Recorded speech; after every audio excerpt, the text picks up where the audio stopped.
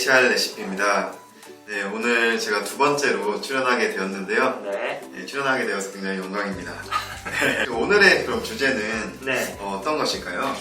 외국인 인력들을 활용하는 방안을 네. 강구하기 위해서 법률 개정이 추진되고 있는데 네. 그 내용과 또 왜 그래야 되는지 그 취지에 대해서 알아보고자 합니다. 그러면 저희가 왜 외국인력을 좀 활용도를 높여야 하는지 네. 여쭤볼 수 있을까요? 일단은 취업이 잘 돼요, 안 돼요? 아, 너무 안 되죠. 안 되죠. 네. 그래서 지금 젊은 청년들이 취업이 안 돼서 난리인데 네. 또 지방에 있는 중소기업을 가면 네. 사람을 못 구해서 난리예요. 아, 네.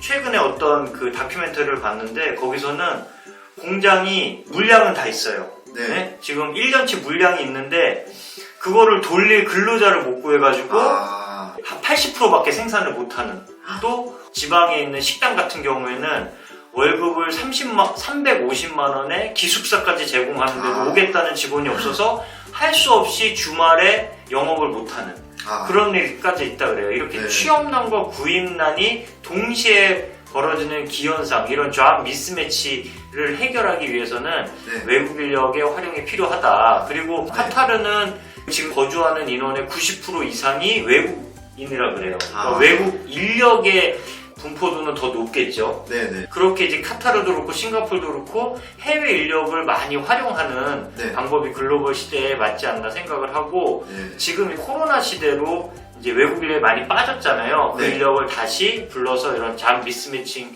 현상을 해결하는 게 필요하다.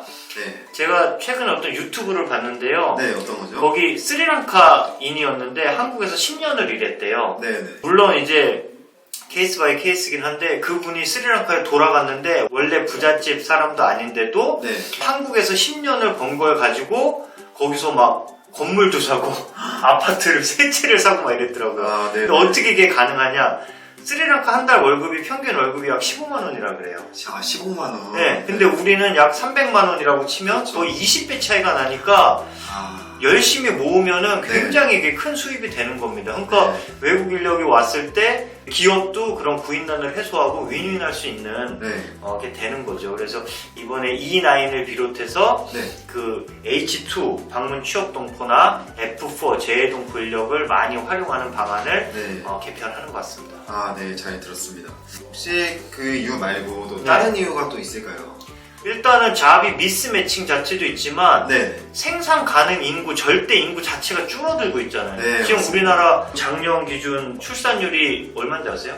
그 최저 수준이라고. 네, 0.81인데 네. 지금 유엔 가입국 중에 네. 꼴찌래, 꼴찌. 아, 꼴등이네요, 진짜. 네. 실제로. 네. 그리고 생산 가능 인구가 만 18세에서 64세인데 네. 그 인구가 2020년에서 30년까지 약 10년간 320만 명이 할 것으로 보인답니다. 네. 근데 이거는 거의 정확한 수치죠. 왜냐면은 이 출산율과 비례하고 지금 앞으로 정년 퇴직하는 인원을 딱 나와 있기 때문에 네. 네. 거의 어느 정도는 신뢰가 가는 수치라고 보여지고요. 네. 그것뿐만 아니라 아까도 제가 지방에 있는 중소기업들 식당들이 인력을 못 구한다고 했다시피 네. 네. 자꾸 이제 서울에서 일하려고 수도권에서 일하려는 그 욕구가 많잖아요. 네, 맞습니다. 그러다 보니까 수도권 인구 집중도가 음. 벌써 2020년에 50%를 초과했는데 네. 이런 현상이 가속화될수록 이제 비수도권에서 구인난은 점점 심해지는 거죠. 네. 그래서 내국인만으로는 이게 감당이 안 되는 그렇죠. 그런 경지군요. 네. 네. 그렇다면 외국 인력 관련 정책이 혹시 어떻게 변경이 되었는지 네. 설명해 주시겠어요? 기본적으로 고용기간 한도를 이제 개선하겠다는 건데요. 네. 기존에는 이제 E9 고용 허가제로 들어온 인력이 3년을 일할 수 있습니다. 3년을 일하고 고용 연장 신청을 해요. 네. 그것도 이제 허가를 받아야 돼요. 노동부하고 허가를 받아서 사업주도 이제 나도 이 사람을 고용 더 하겠다 이런 신청서도 내고 해야 되거든요. 네. 그래서 허가를 받아도 1년 10개월밖에 인정이 안 돼요.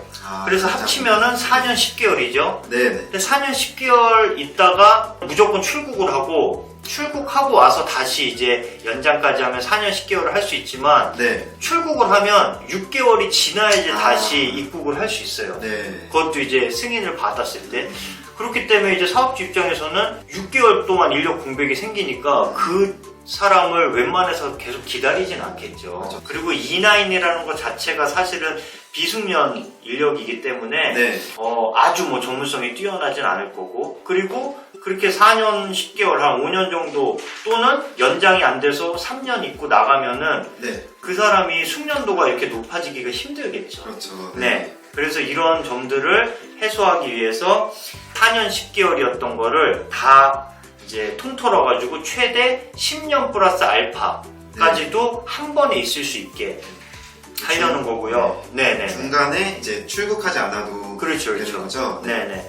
그래서 준숙련 인력을 활용하겠다. 네. 10년을 넘게 한 직무를 하면은 숙련이 되겠죠. 그래서 네. 숙련 인력을 활용을 하고 이렇게 장기 근속을 시켜주는 사업주한테는 나중에 추가 외국 인력 배정 시에 어떤 가점도 좀 우대를 한다고 그렇지. 합니다. 네. 기존에도 숙련 가능 인력이라 그래서 E7이 전문가 그런 네. 비자잖아요. 네. 근데 그 중에 E7-4라 그래서 숙련 가능 인력으로 인정되는 경우가 있는데 이거는 근속 기간도 길어야 되고 전문성도 입증해야 되고 되게 힘들어요. 그래서 기존에는 잘 활용하기가 힘들었는데 이제 준숙련 인력 활용해서 좀 더 쉽게 10년 이상으로 장기 근속을 하게 활용을 하겠다. 네. 이런 거고요. 네. 이렇게 고용기간 한도를 개선하는 것 이외에도 또 네. 다른 어떤 정책 변화가 있을까요? 네네. E9 경우에는 기본적으로 그 허용하는 범위가 산업의 그 통계표상 대분류를 중심으로 했었어요. 그러니까 제조업, 건설업 이런 데만 주로 가능을 했기 때문에 네. 세부 업종이라든지 직종 이런 것을 고려하지 않았던 거죠. 네. 그래서 도매나 유통업 사업장에서 제조업하고 비슷하게 상하차 업무를 하는 경우도 있는데 네. 그걸 하고 싶어도 여기는 서비스 업종이다 또는 뭐 유통업이다 이렇기 때문에 이제 허용이 안 됐던 그런 경우가 있었던 거죠. 그래서 네. 이번에 서비스 업종에서 일부를 추가로 E9으로 활용을 할 수 있게 폭을 넓혔다는 겁니다. 유사한 업무를 하는데 이제 그렇죠. 업종 때문에 그렇죠. 그 외국인 인력을 사용하지 못하는 경우를 말씀해 주신 것 같습니다. 네. 지금까지 두 가지 정책 변경 사항에 대해서 저희가 알아봤는데요. 혹시 장기적으로 저희가 어떤 방향으로 가려는 걸까요? 네. 기존에는 업종 중심으로 제조, 건설업 이렇게 해서 외국 인력을 활용했다면 사실 우리는 외국 인력이 어느 업에만 필요한 건 아니거든요. 맞습니다. 필요한 직종들이 있어요. 그래서 직종 중심으로 해야 숙련 인력을 활용할 수가 있는 거죠. 그래서 이제 앞으로는 직종 인력 중심으로 한다. 그게 무슨 말이냐? 예를 들어서 어떤 사업에서 기계를 분해하고 조립하는 일을 하는데 그런 기계 부품 조립에 그 전문성이 있는 인력을 송출국 중에서 이제 채용을 하는 거죠. 그 직종으로. 그러면 이제 나는 기계 부품 조립을 할 수 있으니까 기계 부품 조립이 필요한 그게 제조업이든 건설업이든 뭐 서비스업이든 다 채용이 가능하게 그런 식으로 해서 전문 인력을 계속 육성하겠다라는 것이 방향성이 아닌가 생각을 합니다. 네, 지금까지 고용허가제 개편 방안에 대해서 알아보았는데요. 이 점을 참고하셔서 중소기업 사업주 분들도 외국 인력을 적극적으로 활용하시길 바라겠습니다. 지금까지 HR 레시피였습니다. 시청해주셔서 감사합니다. 감사합니다.